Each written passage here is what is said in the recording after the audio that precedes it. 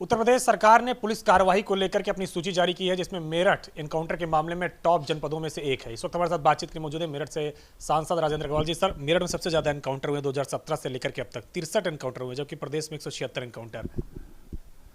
ये कोई मेरे लिए कोई खुशी की बात नहीं है। मेरे लिए चिंता की बात है इसी दृष्टि से कि मेरठ के अंदर अपराध बहुत अधिक था और उससे माननीय योगी जी की सरकार ने मेरठ को मुक्त कराया। इसके लिए मैं उनका अभिनंदन करता हूँ और मैं समझता हूँ कि ये नंबर आप बता रहे हैं तो ठीक ही होगा। ये नंबर जो है बड़ा नंबर है और इसमें कोई संदेह नहीं है कि मेरठ में आज सामान्य जनजीवन के अंदर शांति है। और मेरठ का वो सोतीगंज का प्रकरण तो प्रसिद्ध ही है, हालांकि उसमें तो कोई ऐसी किसी एनकाउंटर की मुझे जानकारी नहीं है, लेकिन एक शांतिपूर्वक ढंग से लोगों को जीवन यापन करने का वातावरण मिला है और इसके लिए मैं योगी जी का बहुत बहुत बहुत बहुत अभिनंदन करता हूँ। चूंकि कानून व्यवस्था पे लगातार अखिलेश यादव सवाल उठा रहे हैं, एनकाउंटर में भी कई दफे सवाल उठे हैं और आज ऐसे में ये जानकारी निकल कर सामने आई है, जाहिर तौर से बात है कि एक बार फिर से विपक्षी आप पर निशाना साधेंगे। नहीं, अखिलेश जी क्या करेंगे इसके अलावा? उनके साथी जो रहे हैं पहले राजनीतिक दृष्टि से, अब मैं कोई तीखी बात नहीं कहना चाहता, पर सब जानते हैं। अब यदि कल कोई कार्रवाई अतीक अहमद के खिलाफ होगी या और अपराधियों के खिलाफ हुई है, कहाँ कहाँ जा कर के दूसरे प्रदेशों में जा कर के छिप गए थे ये लोग, तो ये जो चीज़ें हैं अखिलेश जी तो बल्कि इसका जवाब दें वो कि इस प्रकार के अपराधियों से उनके कितने पुराने संबंध थे, कैसे कैसे संबंध थे, कैसे कैसे उन्होंने उनको बचाने की कोशिश की।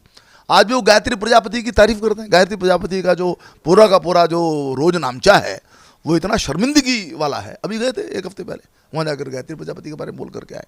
तो अपराधियों के प्रति उनका जो मोह है वो कम नहीं हुआ है पुराने संबंध है उनके।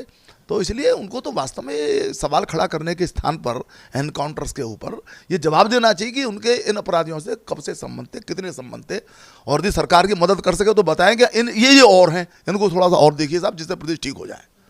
सर, इसके अलावा सवाल है कि सपा की राष्ट्रीय कार्यकारिणी की बैठक कल से शुरू हो रही है। अखिलेश यादव आज कलकत्ता पहुंच गया, शाम में उनकी पश्चिम बंगाल की मुख्यमंत्री ममता बनर्जी से मुलाकात होनी है।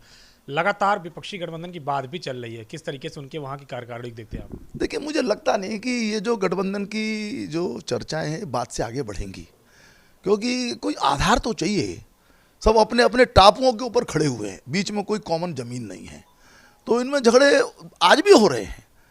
यानी बड़ी कोशिश की, हालांकि मुद्दा उनका कमज़ोर था, लेकिन इसके बाद भी अभी संसद के अंदर भी कोशिश की, इकट्ठा नहीं है लोग। ये वहाँ 5 प्राइम मिनिस्टर के कैंडिडेट तो सब दिखाई देते जो कहते हैं हाँ हम हैं।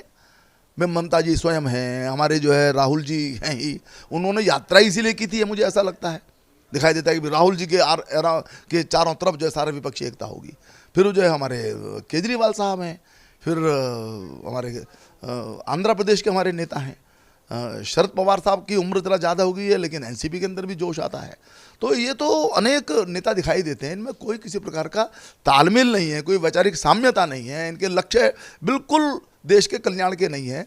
तो इस प्रकार के महत्वाकांक्षी लोग कभी केवल एक नेता के विरोध को लेकर के, जिसका यश यानी मोदी जी का यश जो बिल्कुल अनंत ऊंचाइयों को छू रहा है, एक नहीं हो पाएंगे। सर, अखिलेश यादव ने कहा है कि यूपी में बीजेपी को 80 में से 80 सीट हराने का ब्लूप्रिंट उनके पास है और कार्यकारिणी में मंथन भी होगा। लगता है कि वहां से जो मंथन से निकलेगा अमृत, वो उत्तर प्रदेश में काम कर पाएगा। मैं उनको बधाई दूंगा कि उन्होंने विधानसभा के चुनाव में 400 सीटें जीती, और ये अलग बात है कि बेईमानी की वजह से सरकार नहीं बन पाई उनकी। उन्होंने विधानसभा में 400 सीटें जीती और भाजपा ने 3 सीटें जीती, परंतु उसकी सरकार बन गई। यही हाल उनका लोकसभा के अंदर भी होने वाला है। जमीन पर तो उतरो श्रीमान, कहाँ हवा में उड़ रहे हो? आपके समझदारी के ऊपर शक होता है कि आप इस प्रदेश के, इस श्रेष्ठ प्रदेश के मुख्यमंत्री रहे हो, आपका पुराना राजनीतिक इतिहास है, आप क्या बोल रहे हो? आप चुनौती दो यदि आपके अंदर ताकत है तो, परंतु इस प्रकार की बातें जिनका कोई वजूद नहीं होता है, ये बातें नहीं बोलनी चाहिए। आप गठबंधन करिए, आप लड़िए, अपने कैडर को तैयार कीजिए, आप अपना विजन प्रस्तुत कीजिए, परंतु इस प्रकार की बातों का कोई अर्थ नहीं होता, बल्कि इससे देखा जाए तो उनकी विश्वसनीयता और भी कम होती है। सर, एक आखिरी सवाल है। वरुण गांधी जो कि आपकी पार्टी के सांसद है, कई मुद्दों में आपके खिलाफ खड़े होते हुए नजर आए हैं, लेकिन जिस तरीके से राहुल गांधी कैम्ब्रिज यूनिवर्सिटी में जाके के लेक्चर दिया, वरुण गांधी ने ऑक्सफोर्ड यूनिवर्सिटी में लेक्चर देने से मना कर दिया। उन्होंने कहा कि देश में ही उनको बोलने के लिए पर्याप्त जगह मिलती है। नहीं, ठीक कहा उन्होंने, अच्छी बात कही, और वरुण निस्संदेह आलोचना भी करते हैं, कई बार प्रखर आलोचना करते हैं, और आलोचना करने का प्रत्येक को अधिकार है, तो उनको भी अधिकार है। लेकिन उन्होंने जो बात कही वो ठीक कही है। हम अपने घर की बातों को बाहर ना कहें, और राहुल जी को अपने छोटे भाई से सीखना चाहिए। शुक्रिया, हमसे बातचीत करने के लिए मेरठ से सांसद राजेंद्र अग्रवाल, जिन्होंने कानून व्यवस्था पर कहा है कि कानून व्यवस्था पहले से बेहतर हुई है। मेरठ में सबसे ज़्यादा एनकाउंटर में अपराधी जरूर मारे गए हैं, ये हर्ष का विषय नहीं, लेकिन कानून व्यवस्था पहले से वाकई में कई गुना बेहतर हुई है। कृष्ण रोहित के साथ अविनाश तिवारी, एबीपी गंगा, दिल्ली।